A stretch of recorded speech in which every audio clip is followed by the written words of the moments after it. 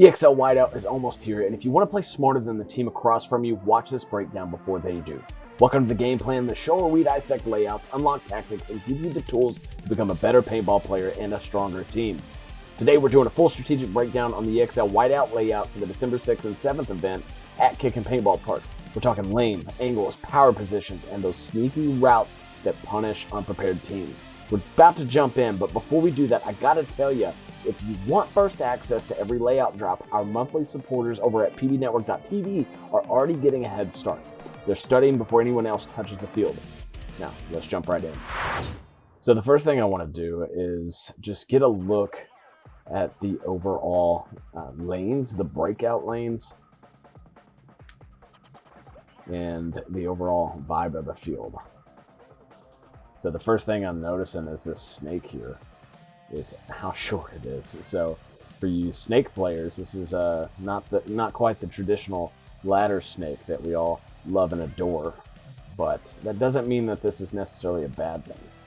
I do see a lot of open area right here in the center, and so that's gonna make for some dynamic play, mostly pushing bodies wide. So party is on the tape. Now, let's not forget, this is a 4v4 event, so you know they are rewarding you for going out wide, right? They're basically saying we don't need that center player because there's only 4 of us. Now, let's go, before we do anything else, let's go into the breakout position. And I want to get a look at, one, what can we shoot during the breakout? And 2, what is our biggest threats? What can shoot us on the breakout? So we'll dive in here and take a look. Now, you'll notice some differences before we get too deep into this. I broke this field down into 3 zones. So red, white, and blue. This is probably the most common zoning method that is around. And I've also started labeling the field 10, 20, 30, 40, 50. So we can get a little more detailed on our discussion here on this layout. Now, let's go D side first, and then we will go snake side and look at the options as far as the breakout goes. So the first thing I'm looking at when I am coming off of this box is what gaps do I have. So if we just start here and get our first look. Let's see here. Zoom in here a little bit. Okay, so this zone through here is open just before the delta, this Dorito side can. And as we move towards the tape, we get a different perspective. So as we pass this can, we can see some more gaps open up. And you'll see I've got these targets at the other end of the field. So the delta, the Dorito can there, and then this is just on the other side of D1 right here. So those 2 lanes start to open up as soon as you cross that gap. And as we move closer to the corner, again, we start to see more things open up. So we're moving out towards this juice box on the Dorito side. And what do we start to notice? More areas to shoot.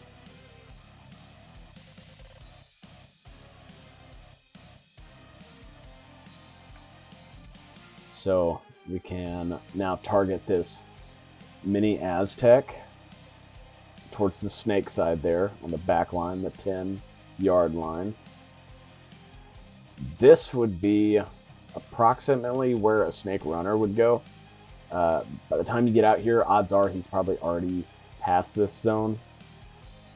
This is basically heads up with you, this little target here,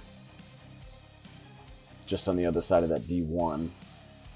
And then we see that target there at the Dorito can.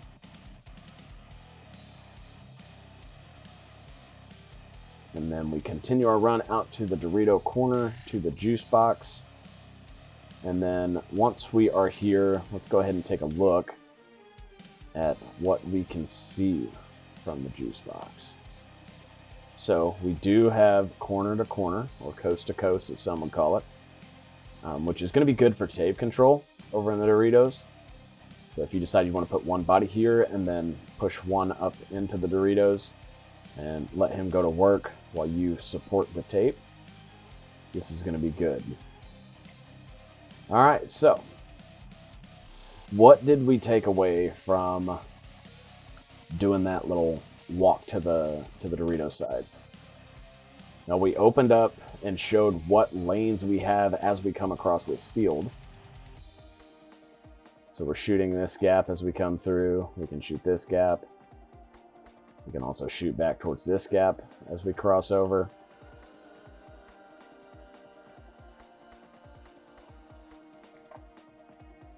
We can shoot this gap as we come off the box, and we can shoot this gap coming off the box.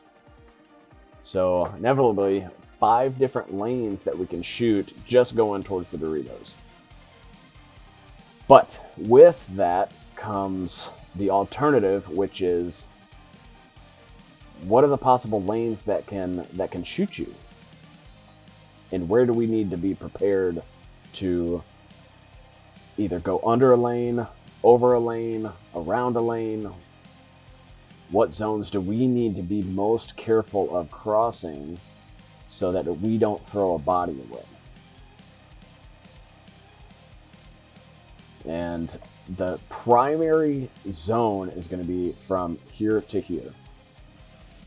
If we take a look at that angle, anybody shooting this cut is going to be shooting from that direction as they move out.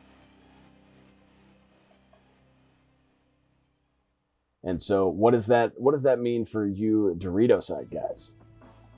Well, you may want to consider pausing here at the Delta, this Dorito can. Or if you're faster than their guns, then you go full send into Dorito 1. Now, this is one of those things that is kind of determined by how you see them setting up on the box. So if you're set up on the box here and you look downfield and they have one guy set up to run and one guy standing with his gun positioned to shoot a lane, then we know we need to be careful. If both of them are positioned, let's say this guy is ready to run and there's a guy behind him that is more positioned to shoot off the break, then odds are he's probably going wide to the corner. So by determining how they're positioned on the box, you can kind of get a game plan or call an audible, meaning you say it on the start box and determine which way you're going to go. If it looks like they're going heavy guns on the Dorito side, you may want to consider delaying at this Dorito side can, holding down a lane and looking for an opportunity to push out wide. All right, now let's move over to the snake side and let's get a look. Okay, so looking at the snake lanes, not as much opens up until you start to get out wide.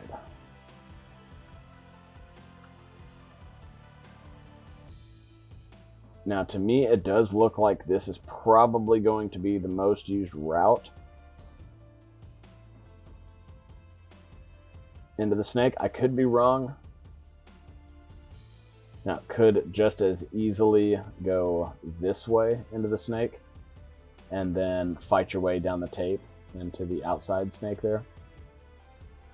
Both are two viable options for a fast player that can get in low.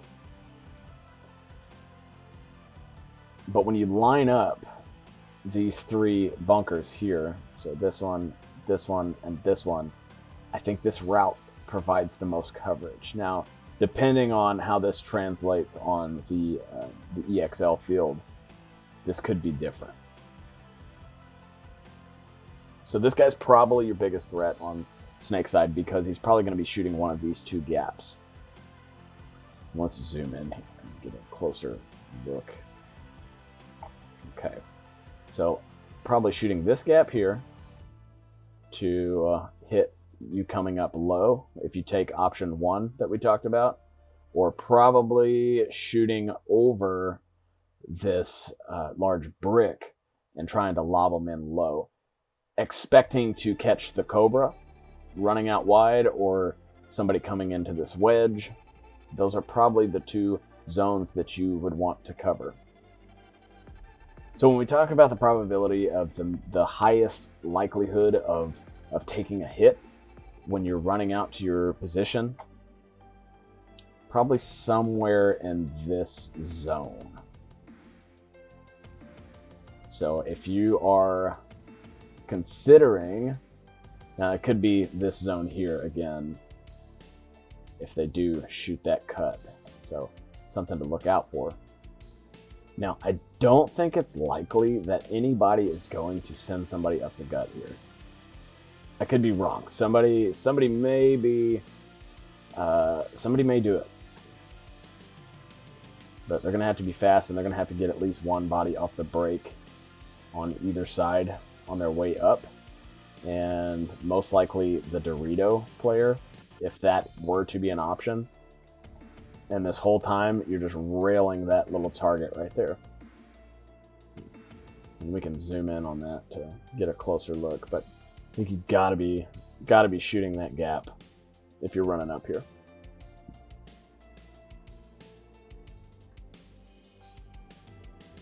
And I say that because you are more covered on the snake side, so you could probably lean this way a little bit. And now I'm getting into theory here, but if the most likely option is your Dorito guy is running, okay, heads down or gun down, and your support is guns up, but he's shooting D side, okay, that takes heat off of this zone through here. We consider your snake guys running gun down, and your snake support most likely shooting snake side, trying to cut their snake off or cut your snake off. So it does leave a gap here. So there is opportunity there, and you know what? I may eat my words. I think this might be a alternative play. Now, after we move through the breakout and we determine which lanes are the best to shoot, which lanes we have to veer from to make sure that we don't get hit, making it to our bunker and highest survivability, then we move into the mid game. Now, in the mid game, this is going to be everything after we make it to our first position. And then we're going to determine, A, what can I do from my position? And B, where can I go from my position? And then C, who is the biggest threat in the current position I'm at? And that's why it's important to understand every bunker on the field. Now, we're going to go through every single one of these positions and determine what we can do, where we can go, and who can eliminate us in that position. So let's just dive right in. We'll go through the red zone first, then the white zone, and then the blue zone. Now, I do like the juice box out here in the corner. This is a gift from EXL.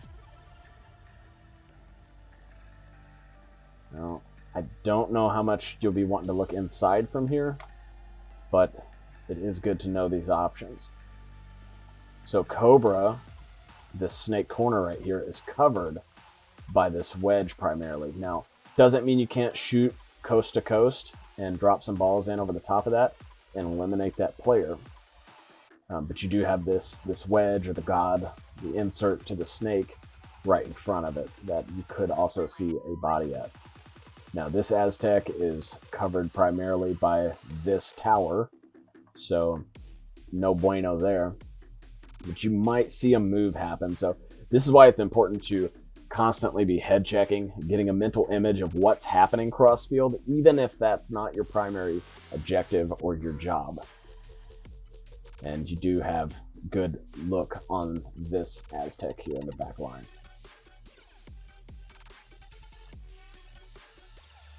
Now we look down the tape.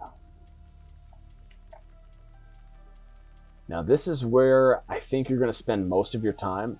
If you are in this position, you're going to be slingshotting your first attacker in the Doritos down the field towards the 50. You'll be protecting him by either shooting your mirror or keeping anybody coming through this zone suppressed and on that side of that wedge. Now let's see what our wrapping potential is here. Now, if this is your first tournament, maybe you don't know, wrapping is just literally wrapping around the outside of the bunker. So we start on the outside, the widest point, okay? And then we continue to look inside until we either see a threat or we don't. And then that's when we are looking to move into an alternate position. Okay, so if we are wrapping on this juice box, let's get a look at what we can see.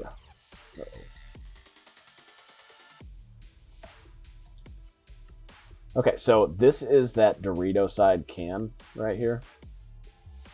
And that is a good, this could be a good way to get an elimination. If they're staying in the back line, you're seeing very passive play from them. Don't be afraid to wrap on the outside of this, this Dorito side corner and look for that body. See, there is the D2, I believe. Take a look. No, D1. Okay, so that's D1.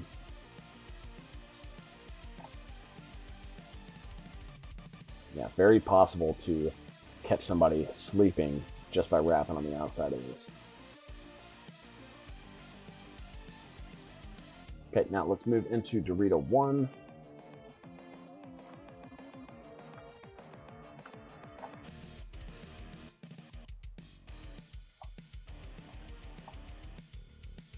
Not a whole lot you can really do from this position. I don't think you want to stay heads up here. I mean, you don't want to stay here. That's kind of the point. You're looking to gunfight your way out, so that could be a good thing.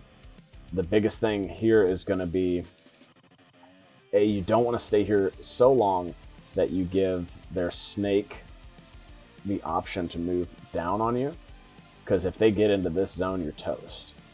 Highlight that. If their snake player gets into that zone, you are gone. So I would be getting here and looking for the quickest opportunity to move either over into the mini Dorito, the D2, which is right here. I think that's your best play.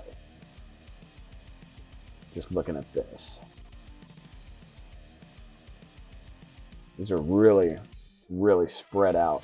Okay, so if we're going to move out of this Dorito 1, our biggest threat is probably going to be coming either heads up from their Dorito player, but let's assume that he's probably pretty matched up. If you're here from the breakout, unless he goes deep, then he's probably going to be same position you are, or maybe out to the corner.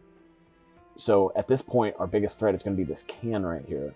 If they leave somebody in that position, and they're going to be shooting this gap right here.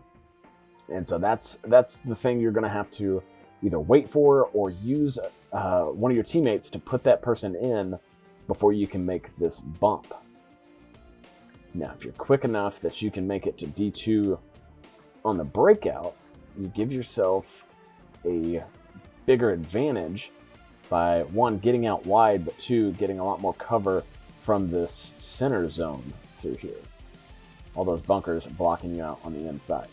Now, this is a smaller bunker, so you do want to pay attention to that you don't overextend yourself. and end up throwing your body away. Which can be a little more versatile here because you are on the outside, you're in the tape. Now, if you send somebody to your corner and they are watching this zone through here and covering that, then you can use that for them to put somebody in. If there's somebody there, if there's somebody here, let that person behind you put them in, so then you can make your move into the D3 or the D4. Now, if we're looking inside from the D3,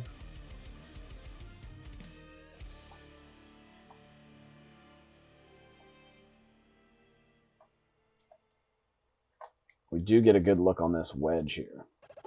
And maybe even that Cobra. They look like they're lined up pretty well, but you can shoot over the top of that wedge. And I don't know what this is going to look like, but if somebody is wrapping on the inside there, then you'll have them all day on that large brick in the snake. But again, let's look to move forward. Now let's go look at this D3 and see what we have in front of us.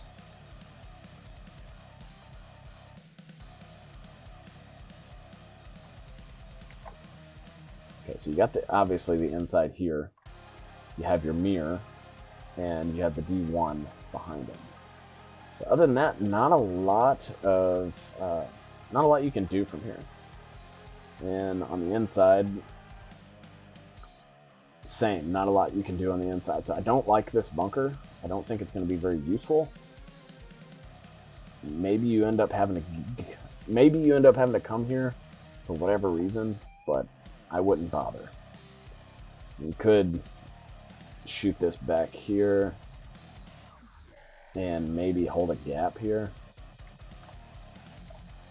You can hold that gap right there. But yeah, not a lot you can do from the D3. Okay, moving to the D4. You are in the furthest Dorito. Looks like you can shoot the Cobra if anybody's on the outside. Or sorry, not the Cobra, the Dorito corner, the turret. If you look inside, you can shoot the Snakeside Aztec. You got this forward can here, in case anybody's playing that. You got D1, and of course the wedges here. So there is a few options here, but still, the closer you get to the 50, the less you have really opened up. Really closes things off.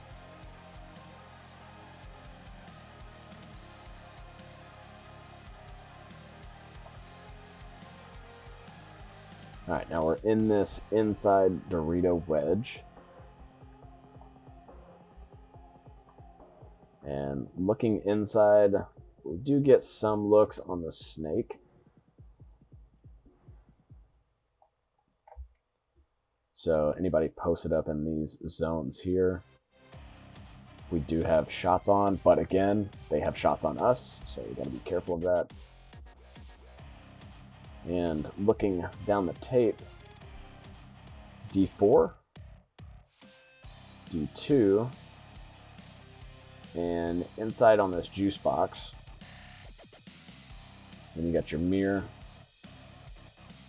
and inside on the Dallas, or the Dorito 50. Alright, now moving on to the Dallas. This is where you want to be. Get to the Dallas. Get to the Dallas, and they are still occupying that back line. They are in trouble.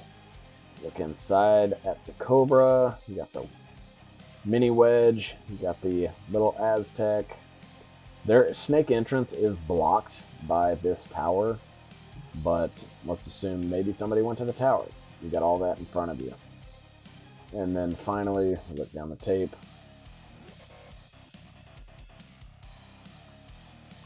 We got everything, all eyes that we can see. So this is where you're gonna post up and gunfight. And you know, the thing is, you wanna eliminate your opponent's widest towards the middle. So you're constantly checking off this position, this position, this position, all the way in towards the middle. You never want to just wrap out into the center not knowing if somebody is directly in front of you. That's a stupid way to throw away your body. Sorry, not sorry. Don't throw your body away by improperly engaging the other side of the field. Now, I hope that makes sense. Okay, moving on to the white zone. Start with this can.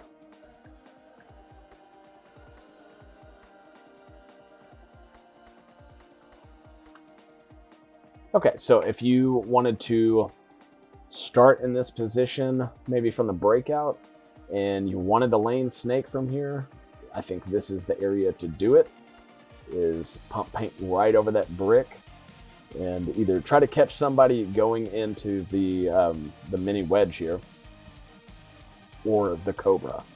That's the cobra right there. So you could put paint in that zone.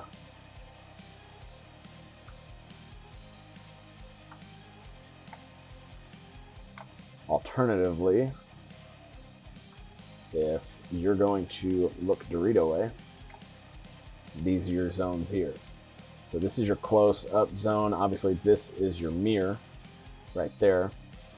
And then this is the track for the Dorito runner to be coming through. So just off that side, that's the Dorito 1. And then basically from there, if they cross that zone, you're going to want to look to make a move shortly thereafter, either out to the Dorito corner or follow up your Dorito attacker into the Doritos and start pushing down the field. All right, let's look at the mini Aztec.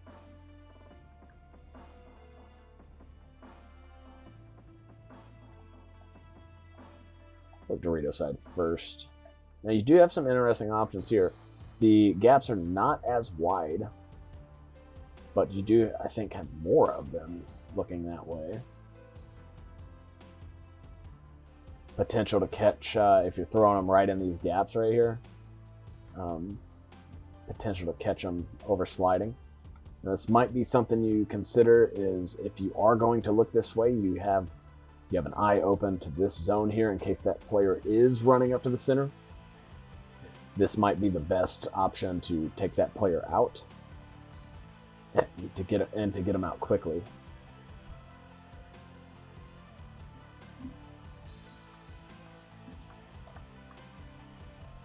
All right, if we're gonna look snake side, not as much you can do from here.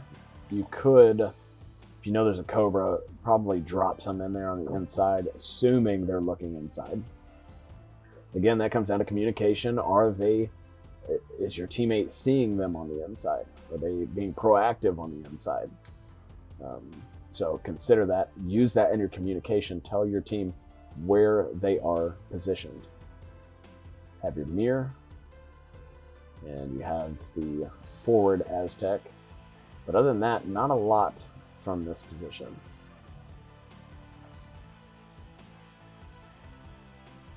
Okay, let's bump up to this forward Aztec here.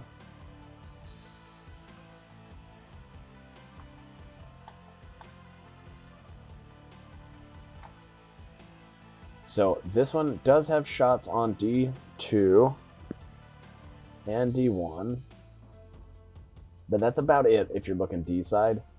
And I would be very cautious of this person right here. They're going to have much more capabilities of staying in that bunker. And if you're in this little Aztec and they are shooting from that D2, that's the D2, you can guarantee that they're going to get a pack or a foot or something from this bunker. So be cautious of that position. Okay, if we look in snake side, again, not a whole lot of options from here. And I think it gets even worse when you're trying to shoot down the cobra. You're probably not going to be able to see over that much more than this. I mean, some of you tall guys, maybe you can get a shot in on that wedge, but I think this is going to be too close to try to get a shot in on the cobra from here. But this is interesting. Okay, I wonder how this will translate. Potential bounce shot right there off that corner into the cobra from that wedge. So I think that may be something to take a look at and try. You can get a bouncer off of that little wedge there. All right, let's move up to this can.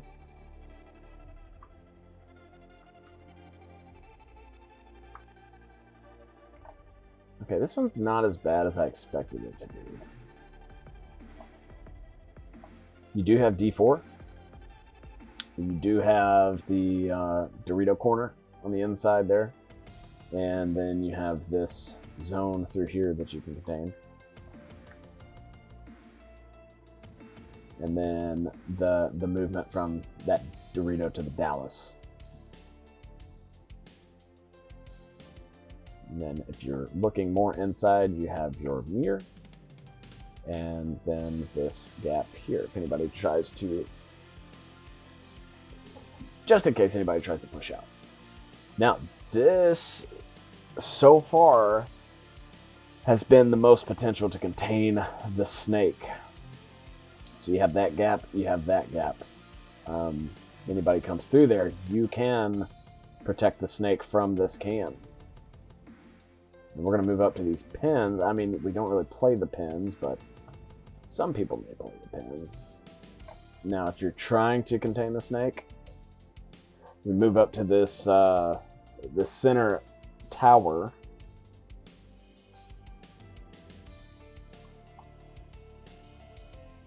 Now you have the best snake containment for these two gaps. Anybody trying to push out of the cobra through there, out of the wedge through there, you're going to see those movements, and you are going to be able to stop them. We'll have to consider somebody being in this position. So the reward on the snake side for getting here is pretty high. All right, now let's take a look at the Doritos. Oh yeah, you can see everything. So if you can get to this bunker is pretty OP. Now it's risk versus reward, right? So if you get to this bunker, then you have to be able to take on the risk of all these gunfights that you're going to be in. But yeah, you have literally everything from here.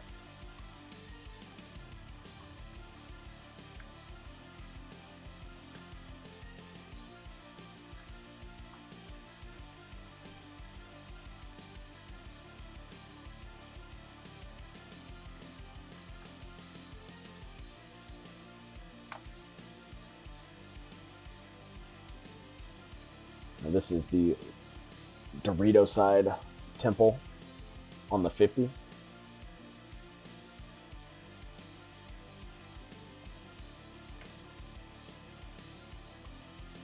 And again, another bunker that you can see a lot from. I think these will be played at some point.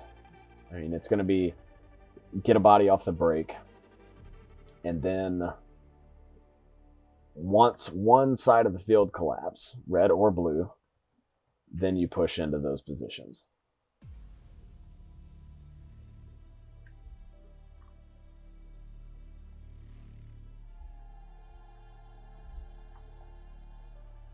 You're not going to want to be here early game,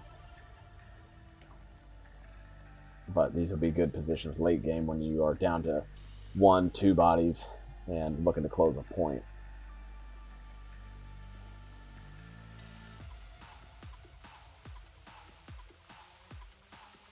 Okay, so now let's move on into the final zone, the blue zone, or the snake side. Now let's start out white here on the Cobra. I've been wanting to see what exactly this looks like. We do have good tape control. These knuckles stick out just a bit, but I think even if somebody's coming around that, you're gonna be able to shoot them through this cut. Also, be able to play your mirror heads up and wrap on this wedge over here.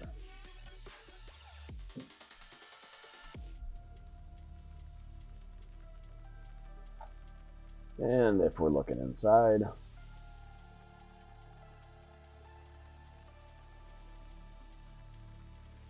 and you see coast to coast, you can see all of the Doritos essentially, at least the first 3 Doritos. 1, 2, 3. Well, I guess I should do this. 1, 2, 3. And the Dorito corner. Center. So if anybody runs up to the center and you make it out to the Cobra, they are toast. As long as you don't lose that gunfight. Let's see. Actually, excuse me. I read that wrong. So I take back what I just said. That other tower is just on the other side of that tower there. It's blinded out by it. Alright, now let's move into the mini wedge. This feels a little bit small to me, but I have to see how this translates. If you're in the mini wedge, you can see the Dallas. So if it's late game, your D side collapses, they're trying to push up the Doritos, you can shoot cross through this gap right here and try to cut that off. And also shoot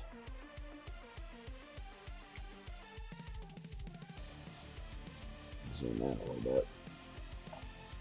You can shoot this gap through here, and that is the Dorito corner. So if they're looking inside, then you can shoot that cut there.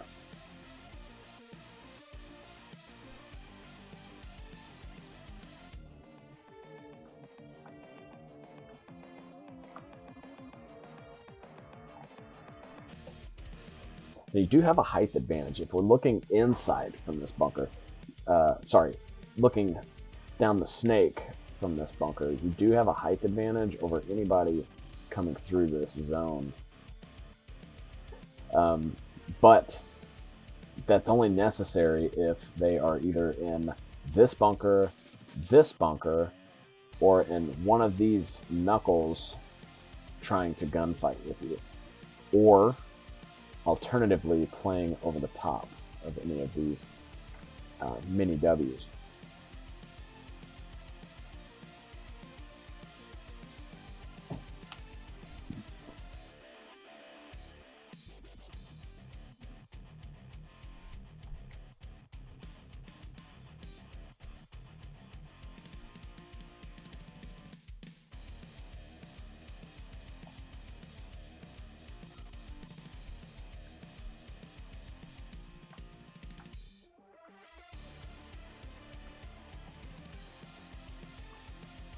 Go into the first mini W, and not a whole lot. I wouldn't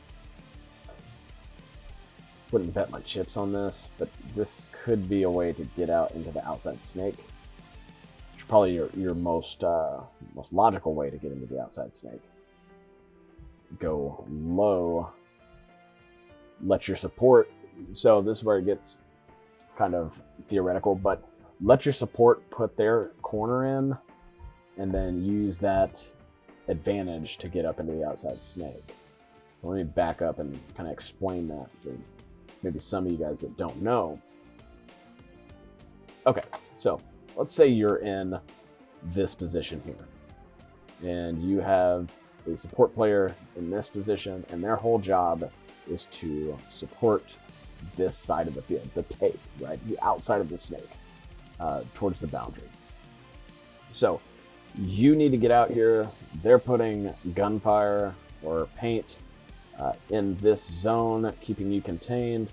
You use this person, you say, hey, put in the Cobra, put in the corner, and let them put this guy back into his bunker where he cannot shoot you. That's when you make your move. Okay, does that make sense for everybody? Use your support, use your team. Tell them what you need. That's one of the biggest things that a lot of newer players get wrong or don't think about, is using your team, the communication, understanding the field, where all the pieces are, the players on the field, and formulating game plans. How we're gonna make moves, how we're gonna progress. All right, so if we jump into this large brick, take a look inside, we do get some shots on, looks like the corner and these two Doritos, but not a whole lot else. This could be a good early position and then use that to block. So let's say you're trying to make a Dorito push and you want to move into this position with one snake player, but you just want to lock this side down so you can let them work, let them cook. And put paint all in those zones just to make sure they can't get past it.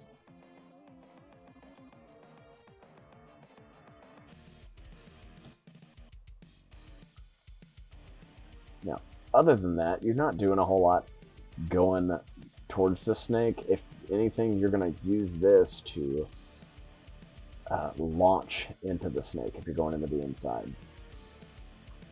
So you want to be very mindful of this zone right through here, where anybody in that can be putting paint, anybody in the tower, if they go quick, putting paint, and then obviously the back can.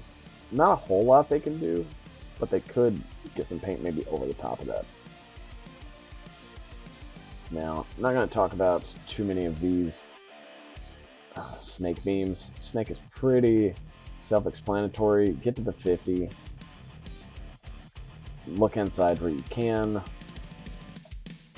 Hunt down the tape and get as much ground as you possibly can. Guys, good luck at this event. I hope to see you there. If you see me, come say hi. I love meeting all you guys, all the ones putting in the extra work. So anyways, thanks for watching. See you guys on the field.